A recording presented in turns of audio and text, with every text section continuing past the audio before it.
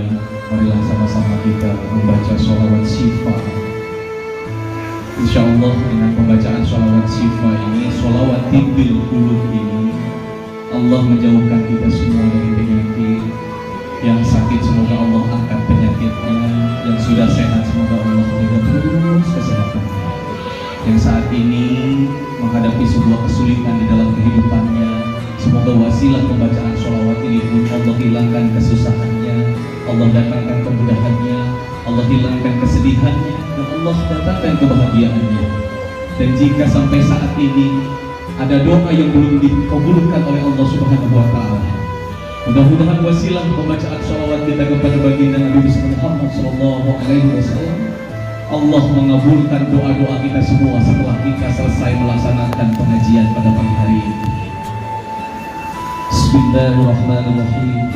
Assalamualaikum ya Rasulullah, Assalamualaikum ya Habibullah.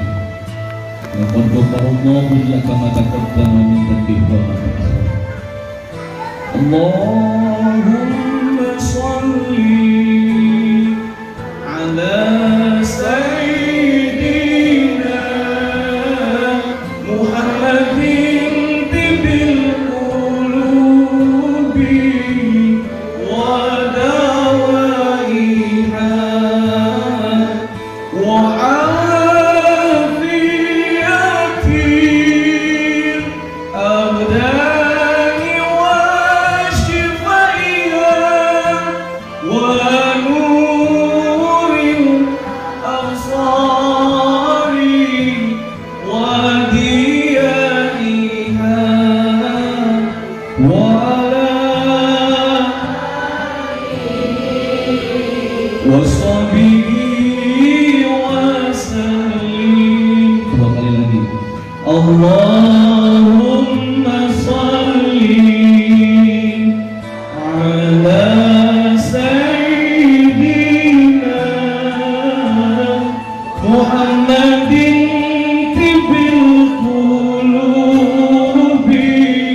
wa dawaiha wa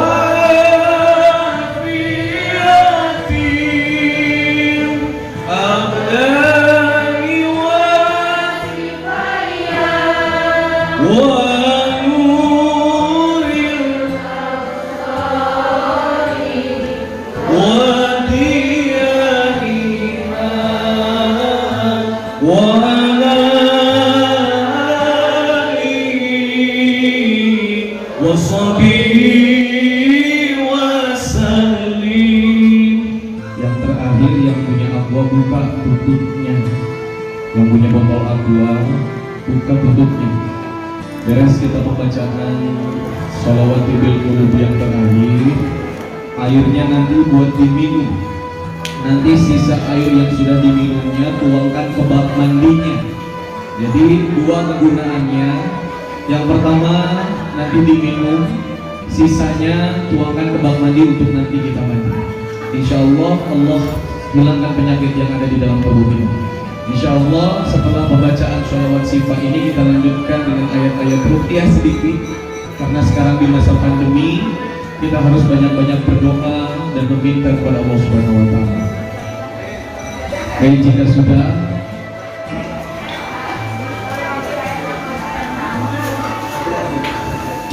sudah buka airnya. Nah, Ibu selesai nanti pembacaan sholawat tibbil qulub yang terakhir, tiupkan ke airnya. Ya Bu, saya contohkan. Yang terakhir, jari telunjuk Ibu di sini, pegang aquanya dipegang.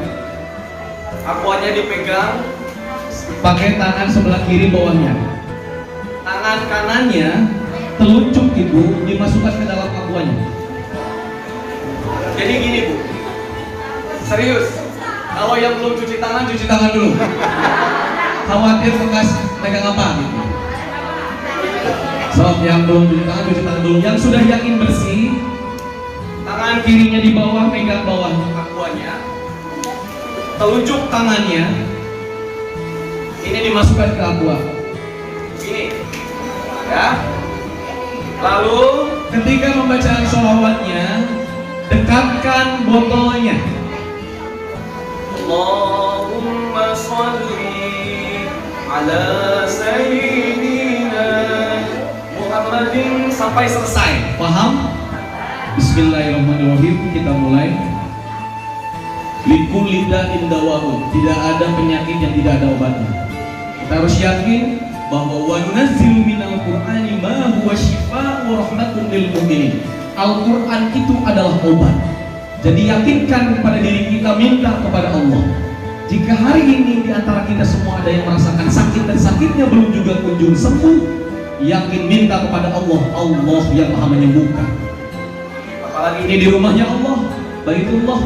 Kita yakinkan hati, minta kepada Allah dengan membaca sholawat syifa bersama-sama. Bismillahirrahmanirrahim. Allahumma sholli ala sayyidina Muhammadin bibir qulubi wa dawaiha wa afiyati abdani wa shifaiha wa nuril absari wa diyaiha wa ala alihi wa sahbihi wa sallim.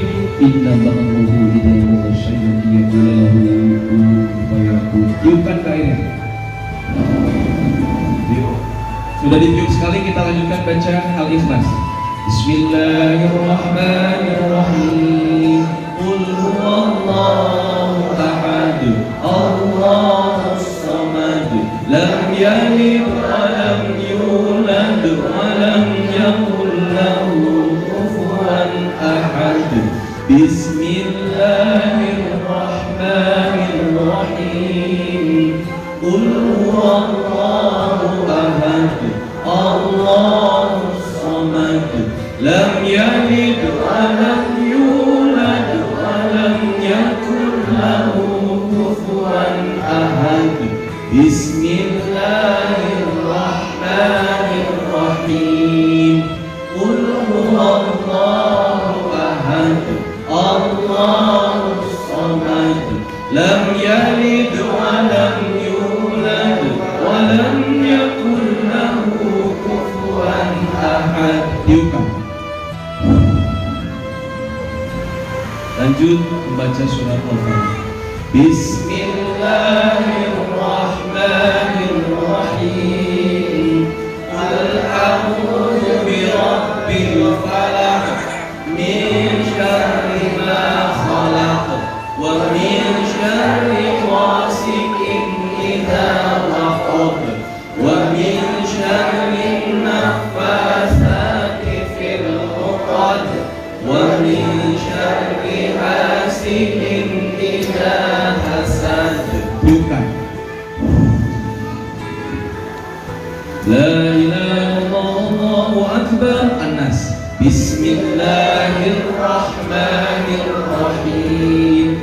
Qul a'udzu birabbin nas, malikin nas, ilahin nas, min syarril waswasil khannas, alladzi yuwaswisu fi sudurin nas, minal jinnati wan nas. Tiupkan. Sudah ditiup, tangannya dikeluarkan, diminum bismillah dengan penuh keyakinan, tapi jangan dihabiskan. Sok diminum dulu.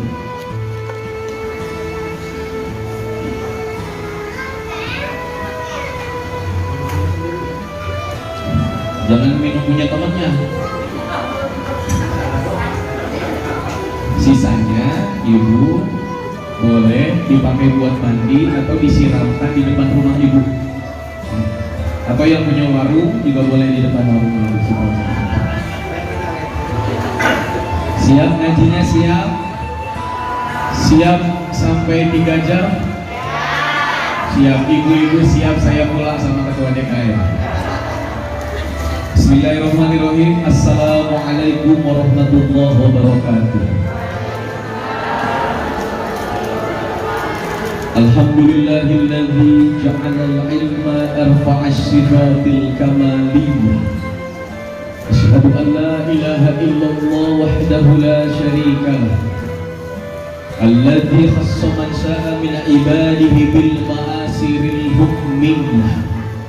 Wa ashhadu anna sayyidana Muhammadan abduhu wa rasuluh khassahu Allah ta'ala bi jami'i kamalatil ubudiyyah. Ilahi anta maqsudi wa ridwaka matlubi a'tini mahabbataka wa ma'rifataka. Qala Allah ta'ala fi kitabihil karim wa huwa asdaqul qailin. A'udzu billahi minasy syaithanir rajim.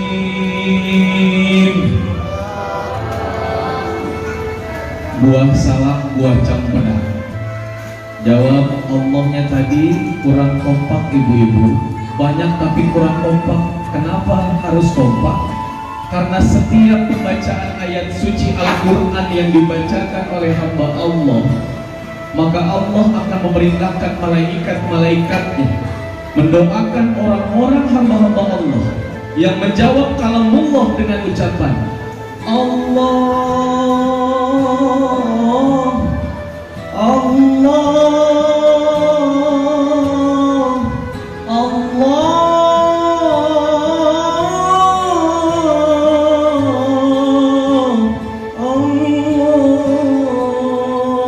Jadi setiap pembacaan ayat suci Al-Quran dijawab dengan Allah, Allah, Allah, Allah,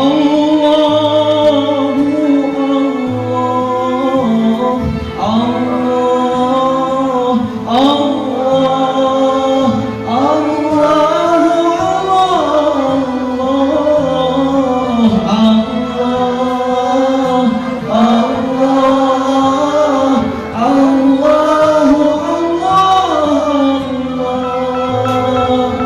janji kalau ada yang baca Al-Quran harus dijawab dengan Allah. Kenapa harus jawab dengan Allah? Karena setiap yang menjawab dengan Allah setiap ayat suci Al-Quran yang dibacakan, Allah menyuruh malaikatnya agar berdoa kepada Allah untuk mengampuni semua hamba-hamba Allah yang menjawab kalamullah dengan kalimat Allah, Allah, Allah. Karena malaikat itu akan mengepakkan sayapnya di majelis-majelisnya Allah, di majelis-majelis sholawat, memintakan ampunan kepada Allah kepada kita yang mendengarkan, yang menafakuri ayat tersebut. Kemudian kita jawab dengan kalimat takbir Allah, Allah. Setiap yang menjawab Allah, setiap itu juga malaikat akan mendoakan kepada ibu agar ibu diampuni dosa-dosanya oleh Allah. Bismillahirrahmanirrahim. Qul innani anallahu la ilaha illa ana fa'budni wa aqimis salata li dhikri. Sadaqallahul azim wa sadaqa rasuluhun nabiyyul habibul karim. Wa nahnu ala dhalika minasy syahidina wasyakirin walhamdulillahi rabbil. Wa qala Rasulullah sallallahu alaihi as-salatu mi'rajul mu'minin. Al-hadis amma ba'du. Pertama-tama dan yang paling utama, marilah sama-sama kita panjatkan puji syukur kita kepada Allah Subhanahu wa Ta'ala yang telah begitu banyak memberikan kita kenikmatan sehingga pada pagi hari menjelang siang hari ini kita semua diringankan kakinya oleh Allah untuk datang ke majelisnya Allah. Kita semua dilembutkan hatinya oleh Allah pada hari ini untuk datang di majelisnya Allah. Pada pagi hari ini Sudah begitu banyak kenikmatan yang Allah berikan kepada kita semua. Nikmat iman, Islam, dan ihsan serta kesehatan. Kita bisa melihat dan berkedip, itu adalah kenikmatan yang tidak pernah akan terhingga dan dibalas oleh kita kepada Allah. Setiap hembusan nafas yang kita rasakan hari ini pun tidak akan pernah bisa kita balas kepada Allah selain dengan sama-sama kita mengucapkan terima kasih kepada Allah dengan mengucapkan lafaz yang indah, Alhamdulillahirabbil. Kita doakan saudara-saudara kita di luar sana yang saat ini sedang tertimpa musibah. Semoga Allah angkat musibahnya. Allah berikan kesabaran dan kelapangan dada untuk menghadapi ujian dan musibah yang diberikan Allah. Dan khususnya untuk kita semua, semoga kita semua selalu diberikan keistiqomahan oleh Allah untuk selalu meningkatkan keimanan dan ketakwaan kita kepada Allah Subhanahu wa Ta'ala.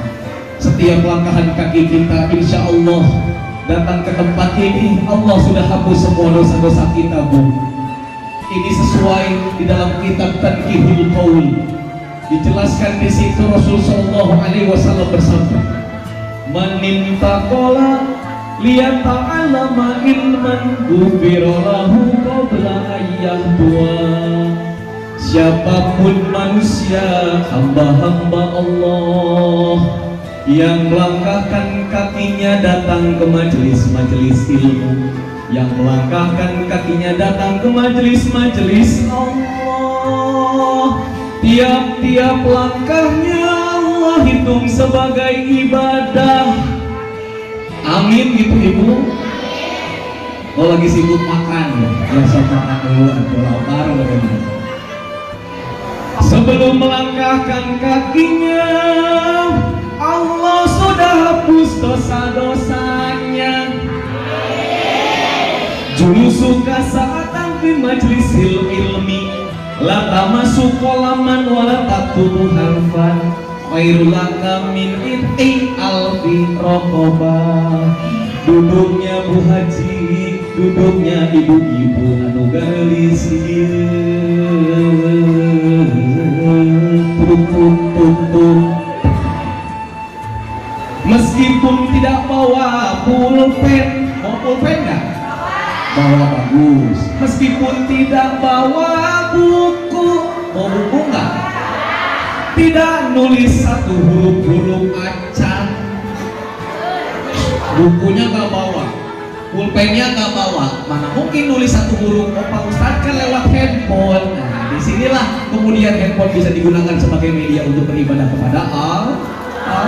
Jadi jangan dipakai nonton YouTube doang, tapi dipakai nyatet. Tapi Ibu, di dalam kitab ini dijelaskan Rasul bersabda, sekalipun ibu-ibu datang ke majelis ilmu, ke majelis zikir, ke majelis-majelis semacam ini, gak bawa pulpen, gak bawa buku, gak nulis apa yang dikatakan oleh ustadznya, Ibu hanya mendengarkan saja, Ibu hanya mengiyakan saja, itu pahalanya sudah lebih baik daripada memerdekakan 1000 hamba sahaya. 1000 hamba kurang kompak, 1000 hamba eta 1000 hamba sahaya. Atos. Jadi luar biasa Pak Bu. Orang yang melangkahkan kakinya datang ke majelis ilmu, ke majelisnya Allah, belum melangkah Allah sudah hapus dosa-dosanya. Setiap langkahan kakinya datang ke majelis ilmu, ke masjid Jamiul Khair ini, Allah hitung sebagai ibadah. Jadi Ibu harus yakin, sekalipun hari ini, pagi ini, menjelang siang hari ini, kita harus kembali kepada Allah. Yakin kita akan ada di taman-taman surganya Allah Subhanahu wa Ta'ala. Kenapa harus diaminkan dan kita harus yakini? Karena sahabat pernah bertanya kepada Rasul Shallallahu Alaihi Wasallam, ya Rasul, bagaimana caranya supaya kami bisa masuk surganya Allah Subhanahu Wa Taala? Kata Rasul, jangankan kalian masuk ke surganya Allah dulu, main saja dulu di taman-tamannya surga, insya Allah kalian akan selamat. Di manakah taman-taman surga itu, wahai Rasul? Kata Rasul, taman-taman surga itu adalah majelis-majelis taklim, majelis-majelis ilmu, majelis-majelis Quran, majelis-majelis zikir. Ketika kalian sering berada di sana, insya Allah hakikatnya kalian sedang berada di taman surganya Allah Subhanahu wa Ta'ala. Karena ibu, pengajian itu adalah ibadah yang paling mudah. Ibu tinggal datangnya saja ke tempat pengajian, karena ustadznya sudah disiapkan sama panitia, konsumsinya sudah disiapkan sama panitia, semuanya sudah disiapkan sama panitia. Kan urang mah sok hararees anu henges teh ibu sanes panon tapi hate panon mah bareutan. Tapi yang suka tidur ibu, yang suka biarin gak apa-apa, campur-campur. Ini teh Sunda Indonesia, gak apa-apa ya, takutnya gak ada yang ngerti ya, tahu ya. Jadi urang mah sok hararese geus hese deui urang. Padahal kalau kita tahu fadilahnya datang ke pengajian itu, subhanallah ibu, besar sekali. Fadilahnya datang ke pengajian itu besar sekali Pak Bu. Kenapa besar sekali? Karena ibu bapak yang dimuliakan Allah, orang yang sudah meninggal mendahului kita, orang yang sudah wafat, minta kepada Allah 3 perkara. Yang pertama, ya Allah, tolong hidupkan saya lagi ke dunia ya Allah. Mau apa kamu dihidupkan ke dunia? Saya mau sholat. Yang pertama pengen sholat. Yang kedua yang diinginkan orang yang sudah meninggal, minta kepada Allah ingin dihidupkan kembali adalah, saya ingin datang ke majelis-majelis ilmunya Allah. Ya Allah, hidupkan saya lagi karena saya ingin datang ke majelis-majelis zikirnya Allah. Saya ingin datang ke majelis taklimnya Allah. Tapi karena kamu sudah meninggal, habis waktu kamu di dunia, maka tidak bisa. Karena sudah waktunya dia di alam barzakh mempertanggungjawabkan semua hal yang pernah dia lakukan di dunia. Yang terakhir, yang ketiga yang diinginkan oleh orang yang sudah meninggal di alam barzakh adalah, ya Allah, hidupkan saya lagi ya Allah. Untuk apa kamu minta untuk dihidupkan? Saya ingin berbuat baik ya Allah. Saya merasa selama hidup saya tidak pernah berbuat baik. Tapi karena usianya sudah sampai situ, sudah meninggal, sudah wafat, harus mempertanggungjawabkan. Kata Allah, bisa, gak bisa kata Allah. Makanya mumpung orang mah hari lu kene, mumpung kita masih hidup, bisi kaburu eta, bisi kaburu paeh, takut keburu meninggal. Mumpung masih hidup sing gararet semangat ngajinya, siap semangat ngaji, siap mual tunduh, mual kehes, Salawat serta salam semoga selalu tercurah limpahkan kepada baginda Nabi besar Muhammad Sallallahu Alaihi Wasallam, seorang manusia mulia, seorang manusia yang paling berjasa. Kita semua belum pernah bertemu dengan Rasul, kita semua belum pernah mendengar suaranya Rasul, kita semua belum pernah duduk bersama Rasul, tapi kita semua merindukan Rasul. Sepakat? Bahkan pada pagi hari ini kita memperingati peringatan yang amat sangat luar biasa, yaitu di Isra dan dimi'rajkannya Rasul dari Masjidil Haram ke Masjidil Aqsa. Dari Masjidil Aqsa Rasul bertemu dengan Allah Subhanahu. Dan semoga salawat serta salamnya ini sampai kepada keluarganya, sahabatnya, tabi'in dan tabi'in. Dan semoga kita semua yang hadir pada pagi hari ini di Masjid Jami'atul Khair tercinta kita ini, semoga kita semua diakui sebagai umatnya Nabi Muhammad Sallallahu Alaihi Wasallam. Dan semoga kita mendapatkan syafaatul uzma nanti di yaumil qiyamahnya Allah Subhanahu Wa Taala. Karena hanya Rasul yang bisa menyelamatkan kita nanti, agar kita bisa masuk dalam barisan yang sama dengan Rasul dalam surganya Allah Subhanahu wa Ta'ala. Ibu bapak yang dimuliakan oleh Allah Subhanahu wa Ta'ala, yang saya hormati Ketua DKM Bapak Muhammad Nizar beserta seluruh jajaran pengurus Masjid Jamiatul Khair yang insya Allah Allah muliakan, Allah panjangkan umur beliau, Allah mudahkan segala urusan beliau di dunia dan Allah selamatkan beliau di akhirat. Dan seluruh pengurus Jamiatul Khair, saya berdoa pagi hari ini khusus untuk pengurus beserta ketua, semoga apa yang telah dikeluarkan untuk membantu para panitia penyelenggara peringatan Isra Mi'raj, semoga Allah ganti dengan pahala yang berlipat-lipat.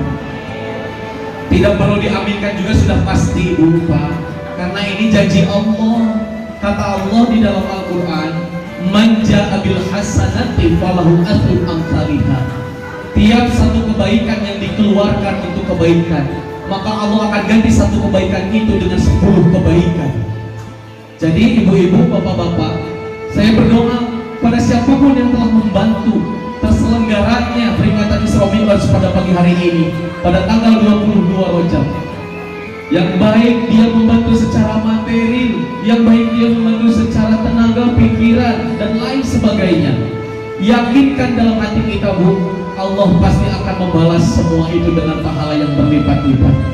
Kalau 10 dikurangi 1 menurut masyarakat perumahan Joming Estate berapa? 5 dikurangi 2 menurut ibu-ibu berapa?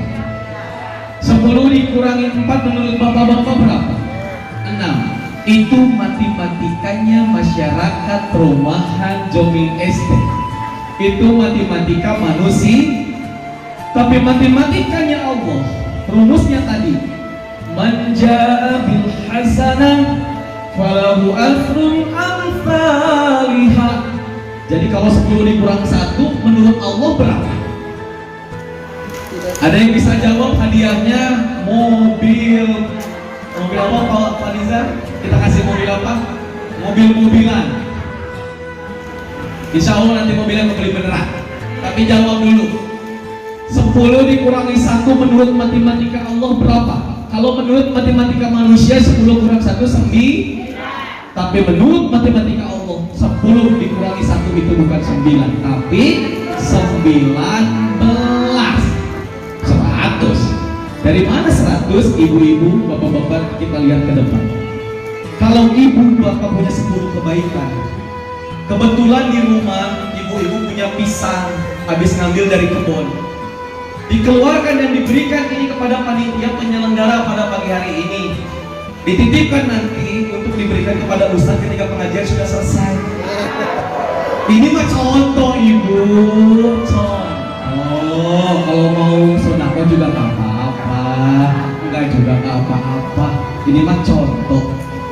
Jadi 10 dikurang 1 tadi, anggap saja pisang itu kebaikannya 1. Ketika pisang ini diberikan kepada panitia, maka ini bukan jadi 9 gitu, dari 10, tapi menjadi 19. Dari mana 19? Karena yang 1 ini kata Allah, kalau dikeluarkan 1 dilipatkan jadi 10, tambahkan sisanya di sini 9, jadi 9. Paham? 10 dikurangi 5 menurut matematika Allah berapa? Oh, katanya paham. 10 dikurangi 5 menurut matematika Allah berapa? 55. Dari mana 55? Contohin. Karena di sini ada anak-anak kecil. Jadi namanya jamaah itu bukan ibu-ibu, bapak-bapak, anak kecil juga jamaah. 10 dikurangi 5. Tadi contohnya udah pisang. Tadi Pak Nizar punya pisang, dikasih ke panitia, dikeluarin 1. Nanti Pak Paidi punya jeruk 1 kilo, sengaja dititipkan ke panitia, nanti buat ustaz pulang. Contoh. Nah, ini udah 2 kebaikan dari 10 kebaikan. 3 kebaikan. Siapa lagi? Pak Haji misalnya. Pak Haji punya apa ya? Nah, misalnya Pak Haji punya anggur tadi yang kayak kurma. Punya anggur 1 kilo, dikasihin. Nanti buat Bu Haji pulang ke majelis taklim. Itu kebaikan. Yang kelima nanti buat MC dikasih apel 1 kilo. Sudah 5 kebaikan. Dari 10 dikurangi 5 ini bukan jadi 5, tapi jadi 50. Karena setiap 1 yang ada di 5 ini ditambah 10. 10, 20, 30, 40, 50. Tambahkan sisanya di sini 5, jadi Paham? Intinya, semakin banyak kebaikan yang dikeluarkan untuk kebaikan, maka semakin banyak pahala yang akan Allah berikan kepada kita semua. Yakin Bu, apalagi ini peringatan yang luar biasa, salah satu bentuk mengagungkan dan memuliakan Rasulullah SAW. Selanjutnya, lanjutkan Bu. Yang saya hormati Ketua Panitia beserta seluruh jajaran, Pak Anto dan seluruh teman-teman MC yang baca puisi, tadi juga yang membaca Al-Quran, sholawat dan lain sebagainya. Kita doakan semoga apa yang mereka lakukan dinilai ibadah di sisi Allah Subhanahu wa Ta'ala.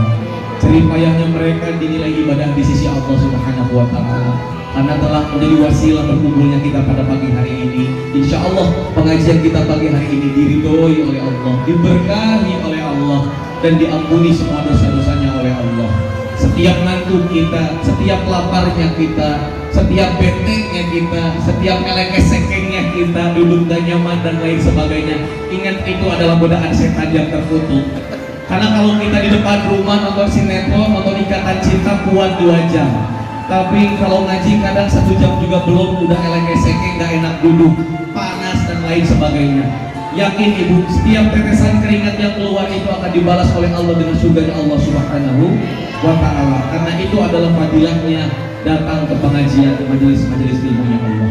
Yang saya hormati Ketua Majelis Taklim Masjid Jamiatul Khair yang tadi sudah diwakili oleh Ibu Haja. Insya Allah ibu-ibu istiqomah nanti pengajian malam Jumatnya, dibaca Qur'annya, yang rajin baca sholawatnya, insya Allah ibu-ibu akan menjadi bidadari surga suami-suaminya kelak, dan akan dipertemukan kembali dengan keluarganya nanti di akhirat bersama Rasul Sallallahu Alaihi Wasallam. Dan saya hormati Mas Faidi, terima kasih yang sudah menghubungi saya, ibu-ibu yang sudah hadir, yang saya tidak bisa sebutkan satu persatu. Ibu Nepangkin, kenalkan, anggap saja saya mah anak ibu yang sedang bersilaturahmi kepada orang tuanya. Bapak, saya tidak bermaksud menggurui. Al-Fakir Al-Dhaifillallah, ini aslinya dari Purwakarta.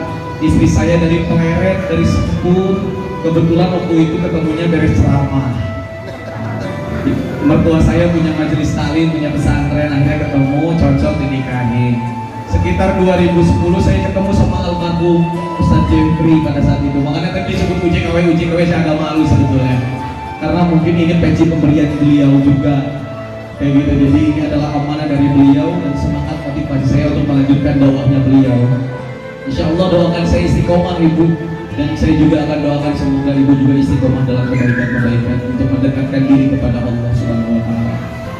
Lanjutkan. Baik, hari ini pagi ini 22 Rajab, peringatan Isra dan Mi'rajnya Rasul Sallallahu Alaihi Wasallam. Tadi Pak Ketua DKM sudah menjelaskan tema kita pada pagi hari ini adalah jagalah sholatmu, maka Allah akan menjagamu. Ibu kalau pengajian-pengajian peringatan Hari Besar Islam suka mendengar dan melihat dan membaca ini peringatan. Pernah ya, sering ya, memperingati. Artinya tahu nggak Bu? Peringatan, memperingati itu punya 3 makna. 1, ada yang diingat-ingat. 2, ada yang diingatkan. 3, ada yang mempunyai ingatan. Siapa yang pertama yang diingat-ingat? Rasul Sallallahu Alaihi. Untuk apa kita mengingat Rasul? Untuk apa kita mengingat lagi perjalanan Isra dan Mi'raj, padahal dari kecil kita tahu sejarahnya, betul? Tapi kenapa kita masih mengingat perjalanan tersebut, mengagungkan dan memuliakan Rasul? Ibu, sedikit jawabannya. Karena kita mencintai Rasul, kita merindukan Rasul, dan kita berharap semoga kita semua mendapatkan syafaatul uzma dari Rasul Sallallahu Alaihi. Dan supaya bertambah kecintaan kita kepada Rasulullah, makanya di poin pertama memperingati kita itu, di antara kita itu harus bisa mengingat Rasul. Makanya memperingati itu ada yang diingat-ingat, yaitu Rasul. 2, siapa yang diingatkan? Saya, Ibu, Bapak, dan kita semua yang hadir diingatkan Ibu. Kenapa kita harus diingatkan? Karena kita manusia. Manusia punya sifat lupa. Tahun kemarin ada yang datang ke pengajian Isra dan Mi'raj di sini atau di tempat yang mana di Jomin Estate? Datang. Ustadznya pada saat itu menyampaikan apa? Udah lupa karena manusia. Makanya setiap peringatan itu, ibu, setiap acara apapun pasti ada peringat.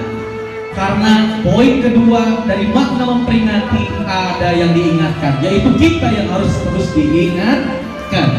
Tiga, ada yang memiliki ingatan.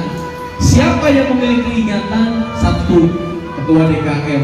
Dua, para panitia penyelenggara, ibu majelis taklim, dan semua umumnya warga masyarakat perumahan Jomin Estate. Semua memiliki ingatan bahwa kita ada umat baginda Nabi besar Muhammad Sallallahu Alaihi Wasallam yang sangat butuh pertolongan beliau, syafaat beliau, cintanya beliau kelak ketika nanti kita dipanggil menghadap Allah.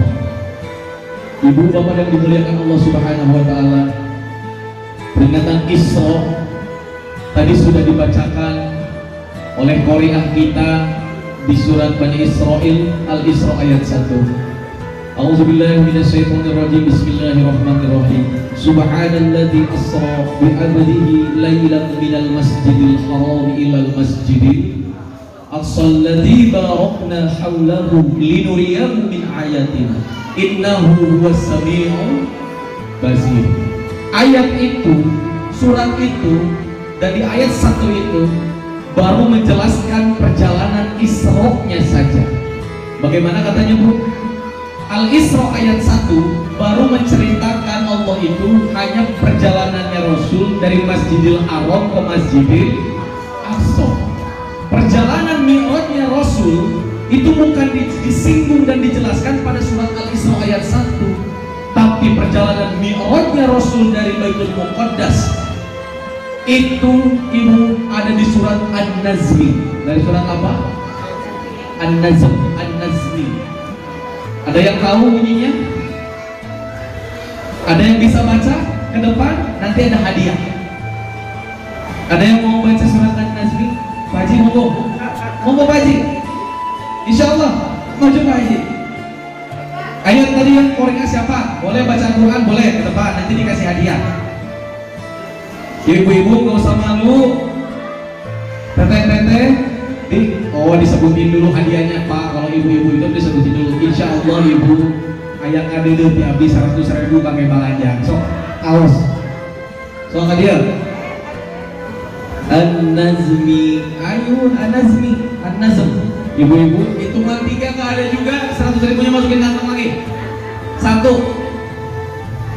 2, 3. Ada juga. Gak apa-apa, tapi saya yakin, saya husnuzon ibu-ibu di sini rajin baca Quran. Tahu tapi malu mah, karena malu sebagian daripada iman. Yang penting ibu tahu An-Nazmi ya. Di ayat 13 sampai 18 di situ dijelaskan oleh Allah perjalanan Mi'rajnya Rasul dari mana lo? Dari Masjidil Aqsa sampai kepada Allah. Bismillahirrahmanirrahim. Walaqad ra'ahu naslatan ukhra inda sidratil muntaha. Allah. Ngantuk ya? Jannatul ma'wa. إذ يغشى السدرة من يغشى. Sungguh ibu, disitulah Rasul melihat wujud aslinya malaikat jin. Di mana? Di Sidratil Muntaha. Jadi perjalanan Isra ada di surat Al-Isra ayat 1, perjalanan Mi'raj itu ada di surat An-Nazmi ayat pertama sampai ayat 18. Hafal? Kudu lain te, kudu harus dihafal dan ditafakuri dan diamalkan. Kita bahas dulu Isra-nya.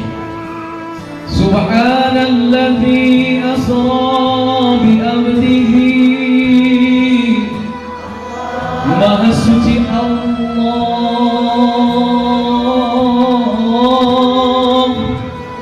yang telah memperjalankan hambanya Muhammad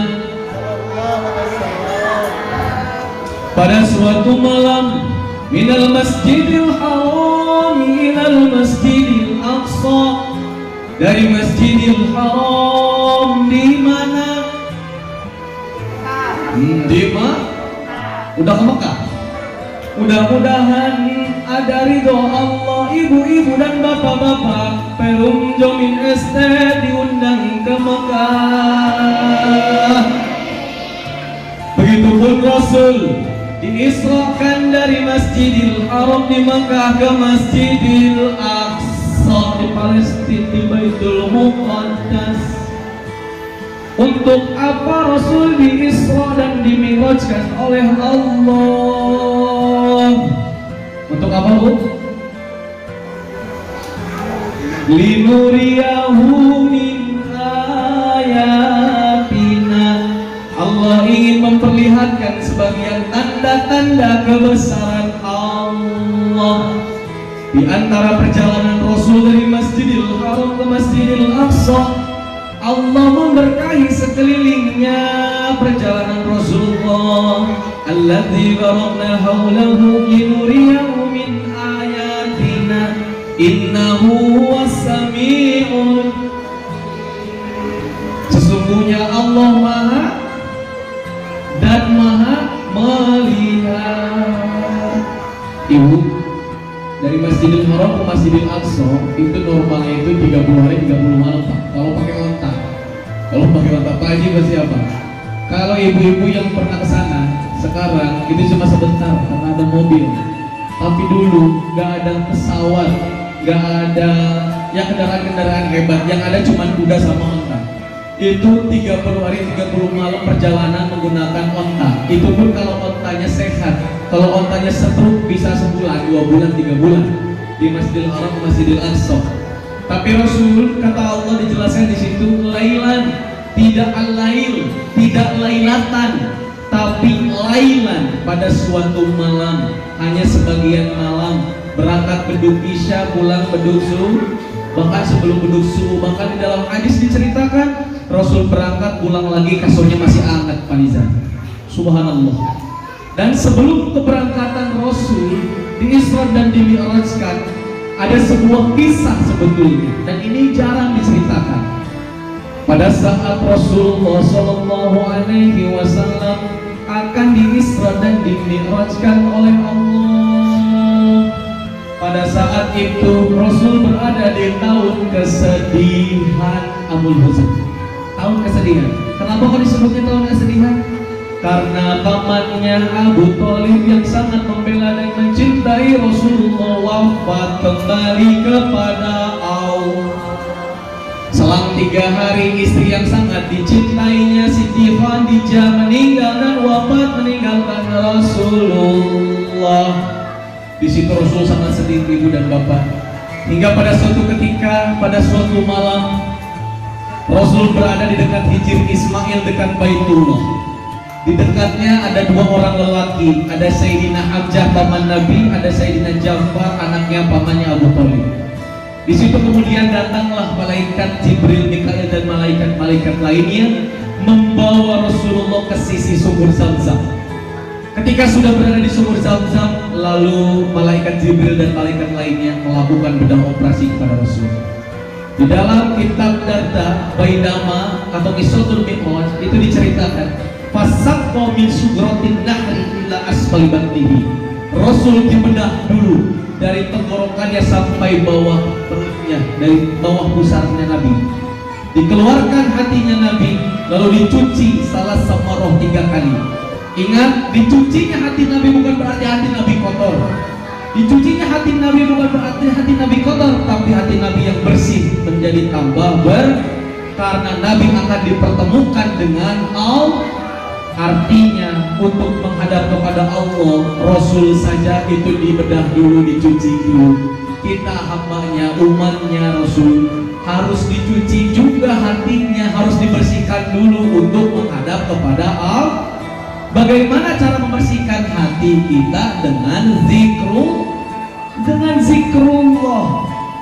Jadi ibu, pada saat itu Rasul dibedah dulu, dicuci dulu, dibersihkan dulu hatinya. Ketika sudah bersih, Lalu didatangkanlah hewan kendaraan yang bernama burung, lebih kecil daripada kuda dan lebih besar daripada keledai. Kecepatannya sejauh matanya memandang. Dan cerita ini masih sangat kita ingat, ibu dan bapak. Masih kita sangat ingat cerita ini. Kalau diceritakan peristiwa sejarahnya kita sama-sama tahu. Tapi di balik ini semua, ingat bahwa di tahun itu, Amul Husain itu, pamannya meninggal, istri yang sangat dicintainya meninggal. Dan pada saat itu Rasul datang ke Taif untuk berdakwah. Dan kedatangan Rasul ke Taif tidak disambut baik oleh penduduk Taif. Bahkan Rasul dihina, Rasul dicaci, bahkan Rasul dilempari oleh batu, bahkan darahnya sampai menetes di sendalnya Rasul Shallallahu Alaihi Wasallam. Pada saat itu ujian terberat Rasulullah Shallallahu Alaihi Wasallam. Banyak orang-orang Islam yang pada saat itu ketika perjalanan Isra dan Mi'raj selesai, banyak yang keluar lagi dari Islam. Rasul pada saat itu sangat sedih, ibu.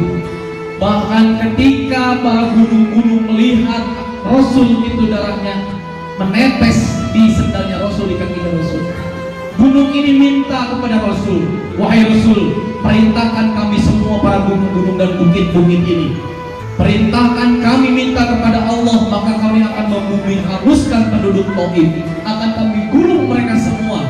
Apa yang dikatakan oleh Rasul kepada gunung-gunung dan bukit-bukit ini? Wahai para gunung dan bukit-bukit, di antara mereka semua, dan mereka semua itu adalah umatku, dan saya yakin nanti kelak akan ada turunan dari tulang sulbi mereka, hamba-hambaku yang taat kepada Allah dan mengikuti sunnah-sunnahku. Terbukti saat ini Taif adalah umat-umat yang paling taat kepada baginda Nabi besar Muhammad Sallallahu Alaihi Wasallam. Di situ intinya Rasul sangat sedih. Allah ingin menghibur Rasul. Selain Allah ingin memperlihatkan sebagian tanda-tanda kebesarannya, Allah juga ingin menghibur Rasul. Maka Rasul diperjalankan pada sebagian malam dari Masjidil Haram ke Masjidil Aqsa.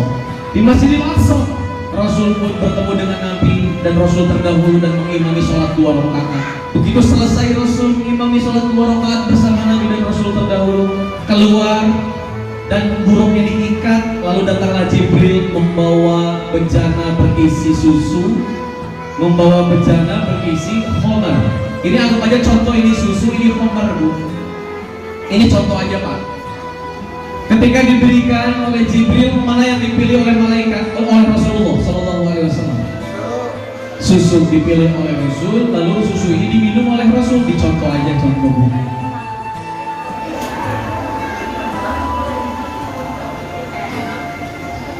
Contoh kan.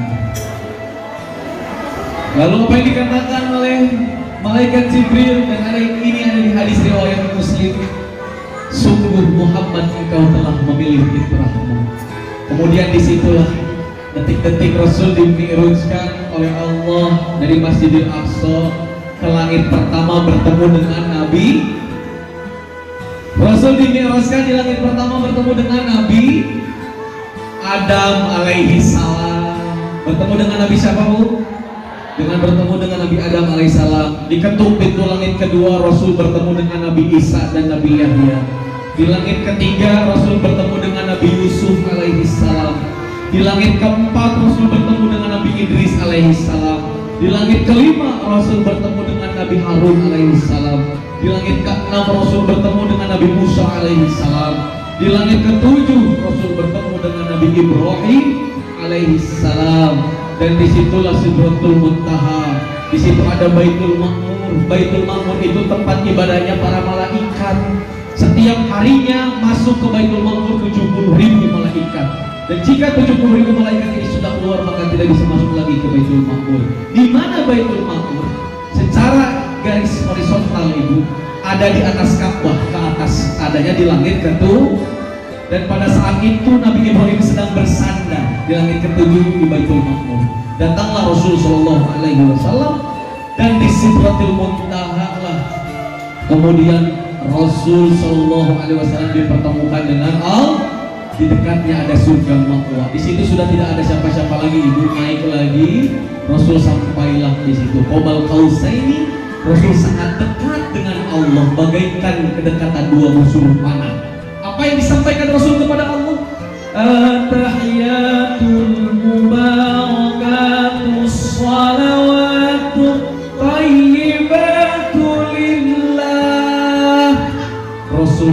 menyampaikan keselamatan dan keberkahan kepada Allah.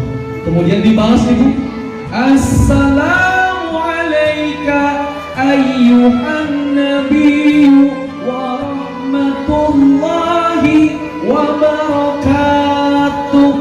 Keselamatan dan keberkahan untukmu wahai Nabi Muhammad sallallahu alaihi. Nabi Muhammad tidak ingin keselamatan dan keberkahan hanya untuk dirinya, tapi Rasul melanjutkan kembali, Assalamu alayna wa ala ibadillahis shalihin. Ya Allah, berikan keberkahan, keselamatan juga untuk orang-orang yang soleh. Itu adalah percakapannya Rasul dengan Allah Subhanahu wa taala. Disitulah kemudian Rasul diberikan perintah sholat 50 kali, dan kita masih ingat cerita itu. Ketika itu Rasul turun ketemu Nabi Musa bilang minta diskon kepada Allah, umat kamu gak akan sanggup. Ini ibu, makanya ibu bisa jadi sejarah ibu-ibu suka diskon, suka minta diskon. Rasul Shallallahu Alaihi Wasallam, orang yang kita cintai, sosok yang mulia, ini yakin tahu, dikasih tahu sama Nabi Musa kalau kita itu gak sanggup, kita itu lalai, tukang bikin dosa. Akhirnya berulang balik Rasul dari langit ke-6 kepada Allah. Singkat cerita, akhirnya kita diperintahkan sholat 1 hari 5 kali dan sholat sunat-sunat lainnya. Bukan 5 hari 1 kali, awas tuh Pak, 1 hari 5 kali, bukan 5 kali 1 hari. Ketika beres diperintah sholat, dikasih perintah sholat, tidak sampai situ Rasul selesai mi'raj. Kemudian Rasul diperlihatkan surga dan neraka. Ini surga, ini neraka. Dan di neraka Rasul diperlihatkan masa depan. Ada orang, ibu, yang dia itu mukulin mukanya sendiri pakai batu. Ditanya sama Rasul ke Jibril, wahai Jibril, siapakah dia? Dia adalah nanti dari hamba-hambamu yang suka melalaikan sholat, wahai Muhammad sallallahu alaihi wasallam. Kemudian ada orang nanti perutnya buncit, injak-injak sama onta-onta. Siapakah dia? Dialah yang suka memakan harta anak yatim. Dan masih banyak lagi kejadian-kejadian lain yang diperlihatkan oleh Allah kepada baginda Nabi besar Muhammad sallallahu alaihi wasallam. Pemimpin yang tidak adil, yang suka menggosip, yang lidahnya dipotong dan lain sebagainya. Nauzubillahi min dzalik. Itu diperlihatkan oleh Allah kepada Rasul ketika Rasul diperlihatkan neraka. Setibanya Rasulullah Isra dan Mi'raj selesai, Rasul menyampaikan kepada kita semua bahwa as-sholatu mi'rajul mu'minin. Sholat itu adalah kendaraan bagi kita semua umat-umat Rasul untuk sampai kepada Allah. Ini ibu ngantuk ya? Ngantuk? Enggak? Lanjutin. Ibu yang dimuliakan Allah Subhanahu wa taala, kita percepat kalau ibu ngantuk. Jadi ibu, kuncinya di sini Bu. As-sholatu mi'rajul mu'minin. Sholat itu adalah kendaraannya umat-umat Muhammad untuk sampai kepada Allah. Jadi kalau Nabi Muhammad sampai kepada Allah didampingi oleh malaikat Jibril, kita pun Isra dan Mi'rajnya harus didampingi oleh siapa? Oleh kiai, oleh ustadz-ustadz kita. Kalau salah ada yang mengingatkan dan lain sebagainya. Ini contoh bahwa kita umat Muhammad juga harus mengikuti Muhammad sallallahu alaihi wasallam. Jadi Isra Mi'raj itu bukan hanya Rasulullah, tapi Rasul pengen kita juga Isra Mi'raj. Ibu, ketika sholat kita masih suka ingat gimana Bu? Allahu Akbar. Bacaannya bacaan sholat, gerakannya gerakan sholat. Tapi kadang hati kita kemana-mana. Bismillahirrahmanirrahim. Uang 100.000 kemana ya? Allahu Akbar. Oh, di dompet gitu. Sami Allahu liman hamidah. Oh, kan di dompet mah catatan hutang doang. Allahu Akbar. Oh, tadi dibeliin pulsa 50.000 ke konter. Allahu Akbar. Oh, kan pulsa mah 52.000. 48.000-nya kemana ya? Allahu Akbar. Ingat selama sholat itu ke uang. Kadang ingatnya juga kemana-mana, betul? Jadi bagaimana caranya supaya sholat kita sampai kepada Allah? Betul Bu? Jadi kata Rasul, sholat itu harus bisa menyampaikan kita kepada Allah.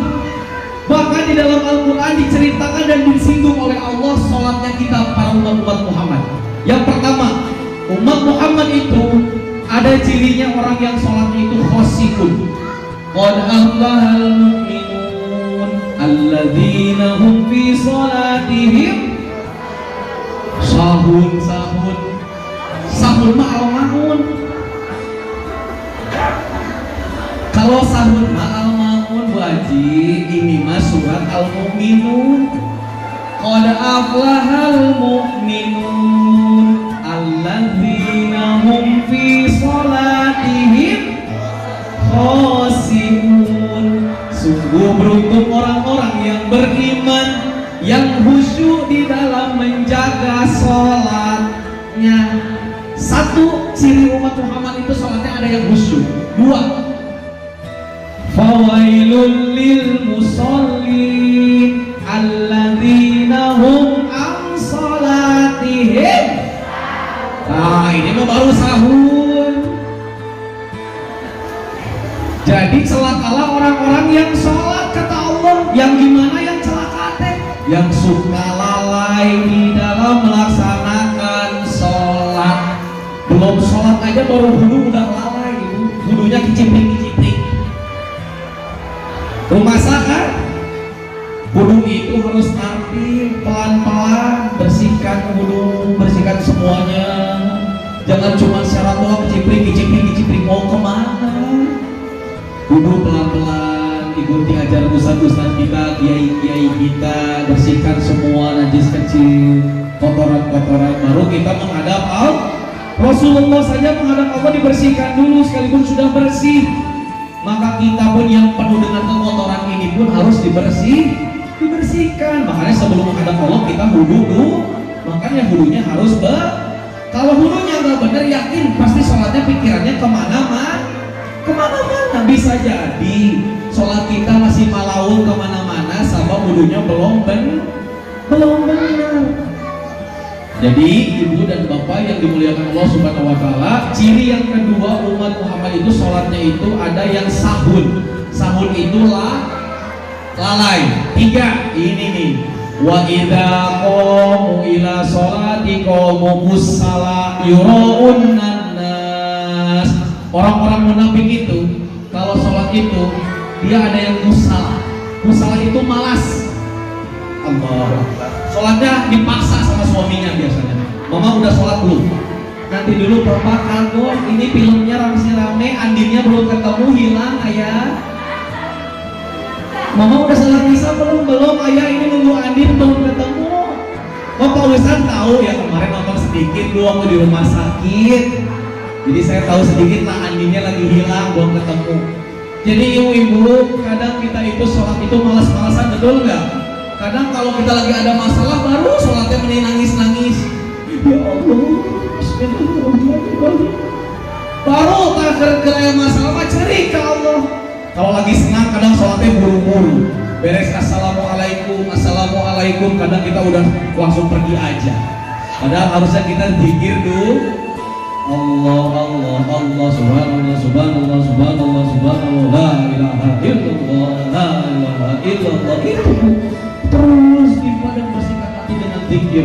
Karena kita disuruh sholat oleh Allah itu, disuruh mendirikan sholat oleh Allah itu untuk apa? Untuk berzikir. Ayatnya di mana? Dalilnya apa? Wa aqimis sholata lidzikri. Kita diperintahkan Allah untuk mendirikan sholat agar kita mengingat Allah. Pantas banyak umat manusia yang sudah sholat tapi masih suka berbuat zalim. Banyak orang sudah sholat tapi masih suka ngomongin orang.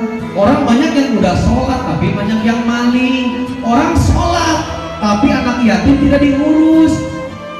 Fakir miskin terlantar tidak dikasih makan, padahal sudah sholat. Tidak sesuai dengan janji Allah di dalam Quran. Inna sholata tanha 'anil fahsya'i wal munkar.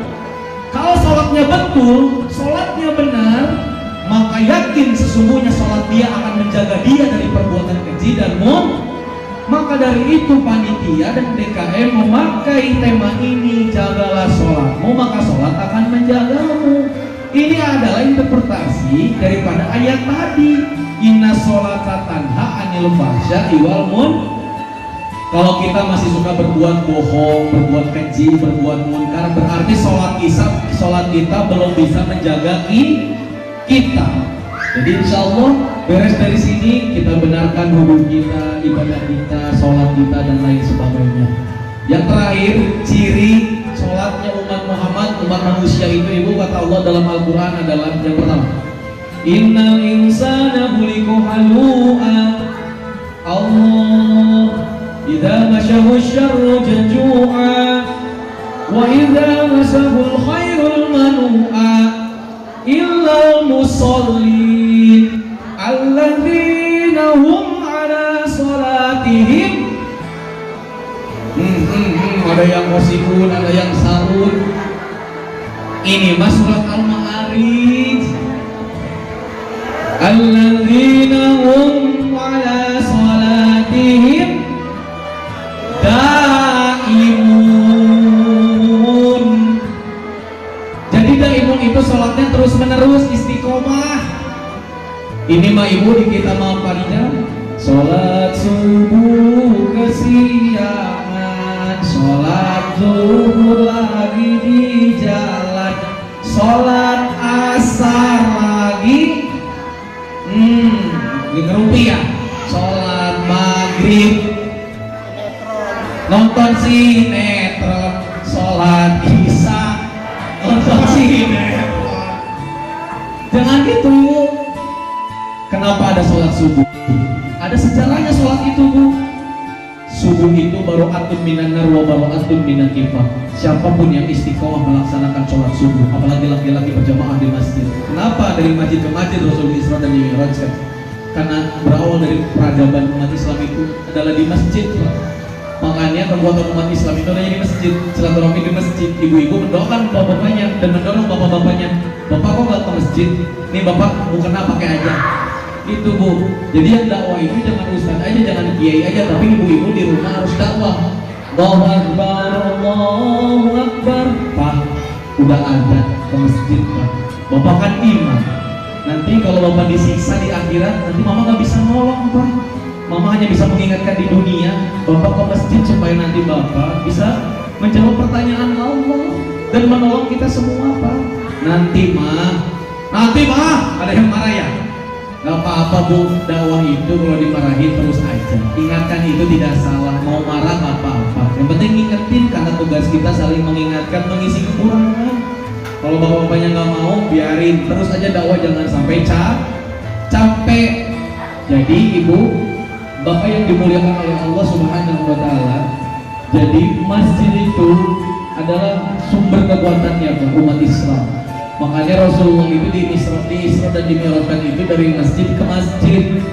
Makanya kita semua harus bisa melaksanakan ibadah kalau bisa dan tidak ada halangan untuk laki-laki di masjid. Insya Allah semuanya bapak-bapak di sini ahli-ahli masjid, sholatnya di masjid. Makanya sejarahnya sholat subuh itu baro'atun minan nar wa baro'atun minan nifaq. Yang rajin sholatnya di masjid, bapak-bapak atau ibu-ibu yang sholatnya di rumah, sholat subuhnya rajin. Kata Allah, kata Rasul, baro'atun minan nar, Allah akan menjauhkan dia dari seluruh panasnya api neraka. Wa baro'atun minan nifaq, dan dijauhkan dari sifat-sifat munafik. Kata Rasul, adanya sholat subuh itu sejarahnya adalah panasnya api neraka sedang menyala-nyala di waktu zuhur. Makanya kita disuruh sholat zuhur, tinggalkan pekerjaan dulu, yang masak tinggalin dulu, yang warung tinggalin dulu, sholat zuhur. Karena panasnya api neraka itu di waktu zuhur. Kenapa ada sholat asar? Sejarahnya sholat asar, Nabi Adam alaihissalam melanggar larangan perintah Allah di waktu memakan buah huldi dibagi dua sama Siti Hawa istrinya. Lalu dipisahkanlah oleh Allah, Adam di mana, Hawa di mana. Itu di waktu Kenapa ada sholat maghrib? Sejarahnya sholat maghrib itu taubatnya Nabi Adam diterima di waktu Rabbana ya Rabbana zolamna anfusana wa ilam taghfir lana lanakunanna minal khasirin. Makanya dari maghrib ke isya itu sebentar Pak Bu. Karena di sini adalah makom ijabah. Makom ijabah karena taubatnya Nabi Adam diterima di waktu maka dari itu bapak-bapak ibu-ibu kalau bisa maghrib TV di rumah dimatiin dulu, anak-anaknya suruh ngaji dulu. Kalau misalnya ada yang kenal sama ustadz, di sini ada ustadz dulu suruh ngaji. Karena di situ adalah makom ijabah, berdoa kepada Allah, berzikir kepada Allah.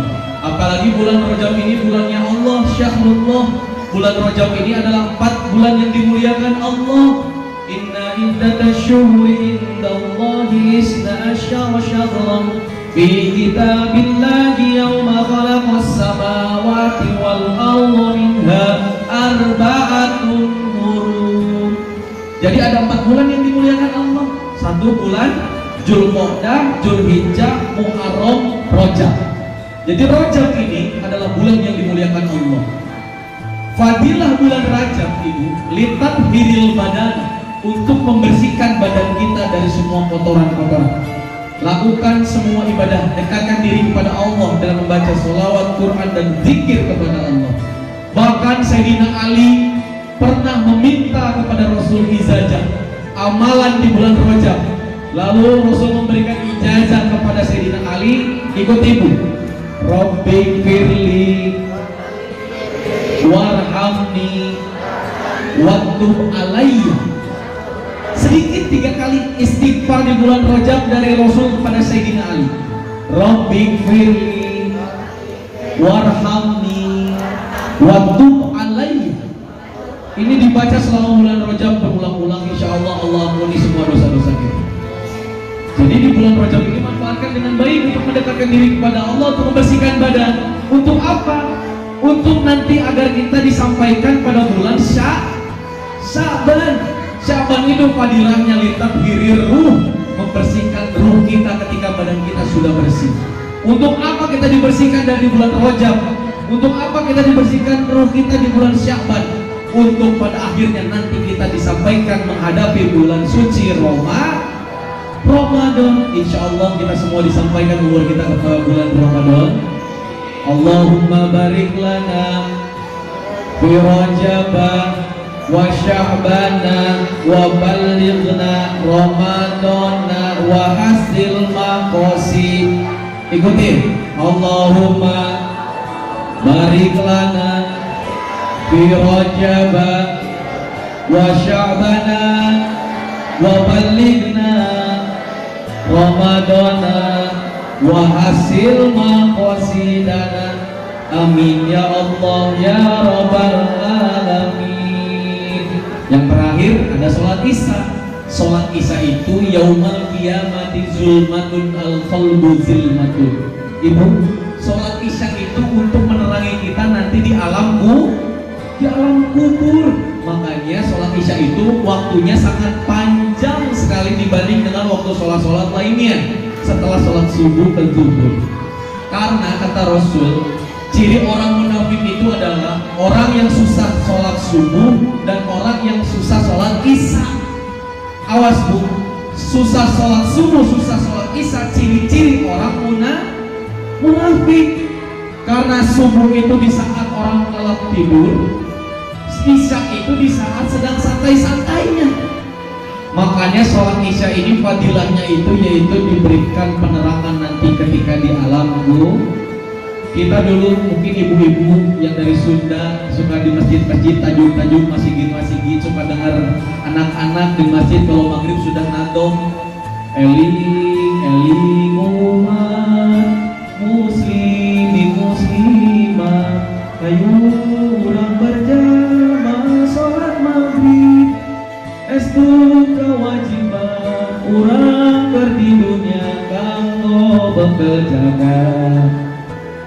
ke di akhirat. Bahkan sepohon kayu daunnya rimbun, lebat bunganya serta buahnya, walaupun hidup 1000 tahun bila tak sembahyang apa gunanya. Walaupun hidup 1000 tahun bila tak sembahyang apa gunanya. Umur panjang gak sholat sama aja bohong. Karena sholat itu tiangnya agama. Kalau sholatnya bagus, amal yang lainnya pun akan dihitung nanti ketika kita di alam barzakh. Sholat kamu bagus, amal-amal lain dihitung. Sholat kamu jelek, amal-amal lain tidak akan dihitung. Saking pentingnya sholat di dunia, sholat gak bisa berdiri, duduk.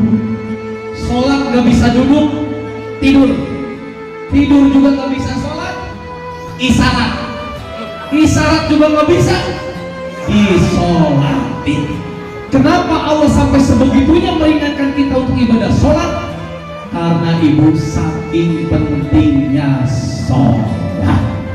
Maka pesan yang harus disampaikan pada hari ini, sholat, sholat, sholatlah, perbaikilah sholat, tingkatkan iman dan takwa agar sholat kita bisa menjaga kita dari perbuatan keji dan munkar, dan agar sholat kita bisa sampai kepada Allah. Jadi sholat kita harus bisa sampai kepada Allah, harus bisa mi'raj sampai kepada Allah, karena yang akan sampai kepada Allah itu adalah hati yang selamat, ibu. Qalbun salim, wajah bi qalbin munib. Ibu, hati yang selamat, hati yang diridhoi oleh Allah, yang bersih oleh zikir, insya Allah di akhir hayatnya diwafatkan oleh Allah dalam keadaan husnul khotimah. Ya Allah biha, ya Allah biha, ya Allah bi husnil khatimah. Sekali lagi, ya Allah biha, ya Allah biha, ya Allah bi husnil khatimah. Amin ya Allah ya Rabbal. Ibu, itu saja yang dapat disampaikan pada kesempatan pagi hari ini. Jangan lupa tingkatkan sholat, sholat, sholat, sholat. Sholat kita harus bisa sampai kepada Allah dengan memperbanyak zikir kepada Allah. Hati yang mati, ibu, hati yang mati harus dihidupkan. Bagaimana cara menghidupkannya? Lakinul mautaku, sering berzikir. Karena apa, ibu? Karena zikir yang paling baik adalah afdalul dzikri fa'lam annahu la ilaha. Karena kata Rasul, nanti di hari kiamat yang akan selamat, ibu, yaitu inna as'adan nasi bi yaumal qiyamati bi syafaati man qala la ilaha. Kata Rasul, umatku nanti yang akan selamat dan berbahagia dengan syafaatku adalah umat-umatku yang di akhir hayatnya melafazkan dari bibirnya khalisan min qalbi, tulus dari dasar hati yang terdalam. Di akhir hayatnya dia menyebutkan la ilaha illallah. Itu saja ibu, semoga kita semua diberikan panjang umur, sehat walafiat, disampaikan umur kita di bulan Sya'ban dan Ramadan, dan dipertemukan lagi dengan bulan Rajab selanjutnya.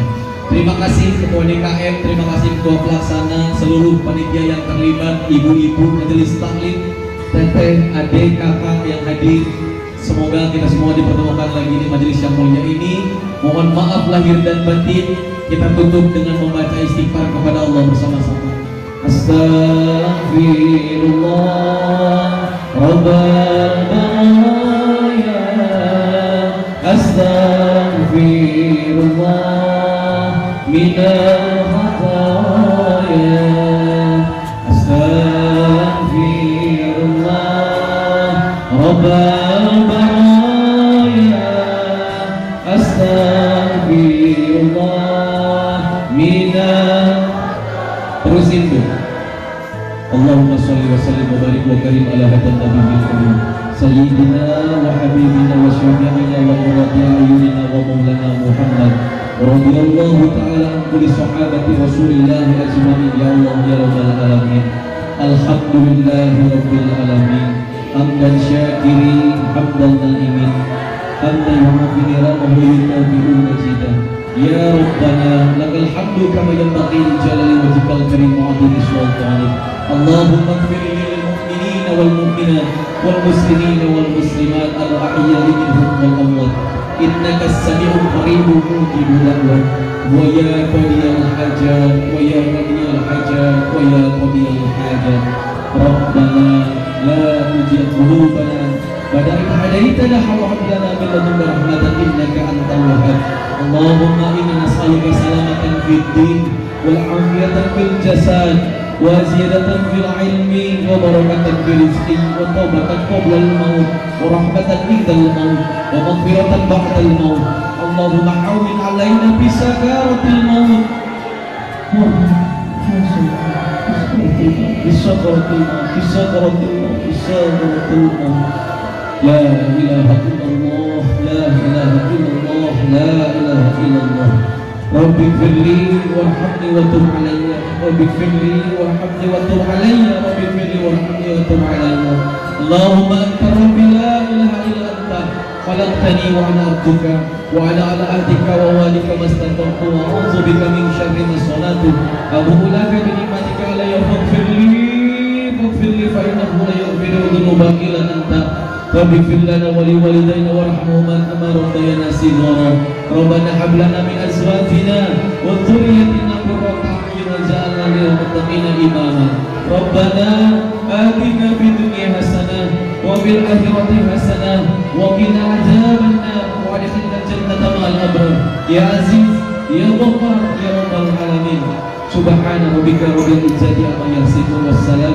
على المرسلين والحمد لله رب العالمين الفاتحة أعوذ بالله من الشيطان الرجيم بسم الله الرحمن الرحيم الحمد لله رب العالمين الرحمن الرحيم مالك يوم الدين إياك نعبد وإياك نستعين اهدنا الصراط المستقيم صراط الذين أنعمت عليهم غير المغضوب عليهم ولا الضالين. Ibu coba lihat tangannya, Bu. Ke depan ke saya ini. Dadah.